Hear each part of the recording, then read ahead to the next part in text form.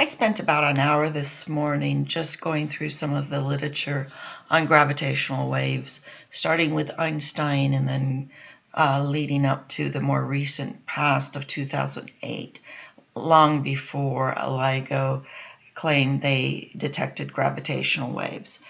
But this starts out with Einstein and Rosen. Of course, it's the abstract is on gravitational waves. The rigorous solution for cylindrical gravitational waves is given. For the convenience of the reader, the theory of gravitational waves and their production, already known in principle, is given in the first part of his paper. After encountering relationships which cast doubt on the existence of rigorous solutions for undulatory gravitational fields, we investigate rigorously the case of cylindrical gravitational waves. It turns out that the rigorous solutions exist and that the problem reduces to the usual cylindrical waves in Euclidean space. And that was published in January of 1937 by Albert Einstein and Rosen. So let's just move on. I'm just going to go through these. Here's an abstract published in 1960, Detection and Generation of Gravitational Waves. Here's an abstract. It states, methods are proposed for measurement of the Riemann tensor and detection of gravitational waves. These make use of the fact that relative motion of mass points or strains in a crystal, yes, you can detect gravitational waves through a crystal, can be produced by second derivatives of gravitational fields. The strains in the crystal may result in electric polarization in consequence of piezoelectric effect. Measurements of the voltages then can enable certain components of the Riemann tensor to be determined. Mathematical analysis, the limitations is given. Arrangements are presented for search for gravitational radiation. All right, this proposes that you can detect gravitational waves through local instruments such as crystals, etc. And the atmospheric detection of gravitational waves is all through the literature. Gravitation was always considered to be a wave form of propagating the energy of gravity through to the Earth's atmosphere, from outer space through to the Earth's atmosphere into the Earth itself. And later papers I will show you where they were detecting waves off the sun and propagating through space. You can't propagate through nothing. It's got to be space. It has to be filled with something to propagate. And it shows how these waves were detected long before the LIGO experiments. So let's go here. Here's another abstract. This is a laboratory studies of gravity waves generated by the movement of submerged body. The abstract, in order to gain some insight anyway, the abstract basically indicates that these gravity waves can be detected through submerged bodies and how they interact with the water and how the gravity waves allow the water to move around in a gravitational motion. Here's another abstract, gravitation waves and general relativity, exact plane waves. This was done by Bondi and Pirani. Let's see, I don't know exact. June 1959. Here's an abstract. Plane gravitational waves here are defined to be non-flat solutions of Einstein's empty space-time field equations, which admit as much symmetry as do plane electromagnetic waves, namely a 5-parameter group of motions. A general plane waves metric is written down, and the properties of the plane wave space-time are studied in detail. In particular, their characteristic as a 4-plane is justified further by the construction of 4 sandwich waves bounded on both sides by null hyperplanes in flat space-time. It is shown that the passing of a sandwich wave produces relative accelerations in free test particles. They've tested these particles and inferred from this that such waves transport energy. Okay, I'm going to go to my favorite, which is Schrodinger. Schrodinger basically wrote this paper saying, let's see, oh, here it is. I'm going to pull this up. And this is a paper done in 1953. And Schrodinger, one of the brilliant minds of his day, basically, I'm going to have to find this paper later for you, but he says all information that they had by this point in 1953, the wave structure of matter is the most reasonable to assume. That the particle is only a momentary flux into the wave structure of our reality. And that's what Edwin Schrodinger believed. He's more famous for the dead cat, live cat, but again, that's been explained in completely false terms. Schrodinger never said that it depended on the observer observing whether the cat is dead or alive, but that's for another paper. Anyway, so let's go through here. And we've got, here's an abstract, global estimates of gravity wave momentum flux from high resolution dynamics LIM sounder. Let me tell you, this was done in, this is 2008, and I do believe I recognize this Mr. Kavanaugh. I don't know if he's from FE Astronomy or not, but they detected gravity waves through high resolution dynamic LIM sounder.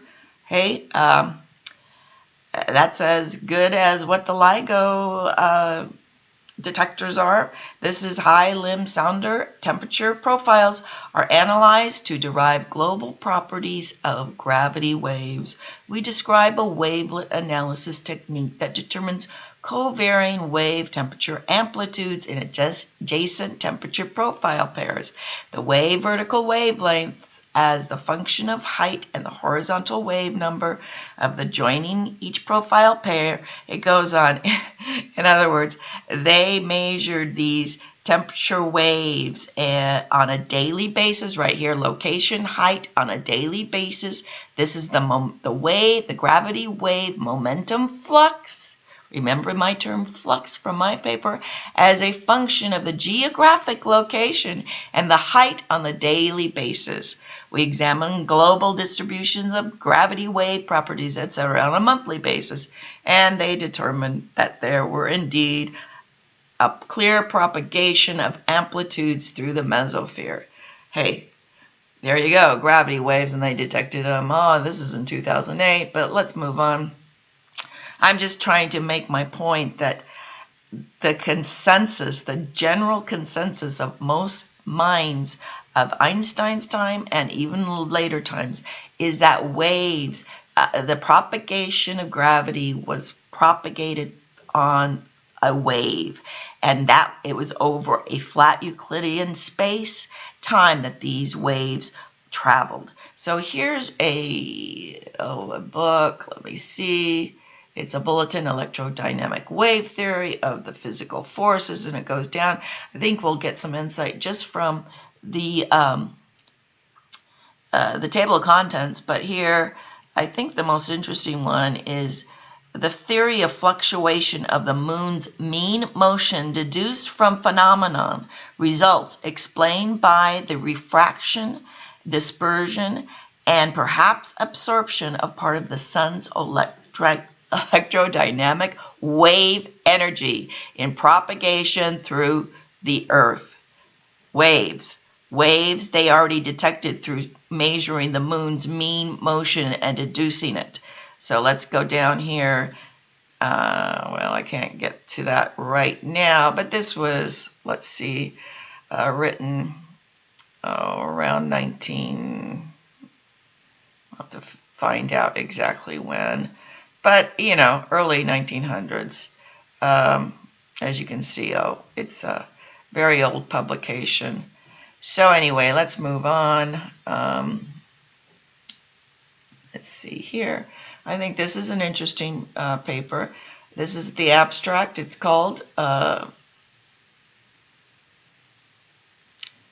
Similar abstract, Sao NASA adds physics abstract service.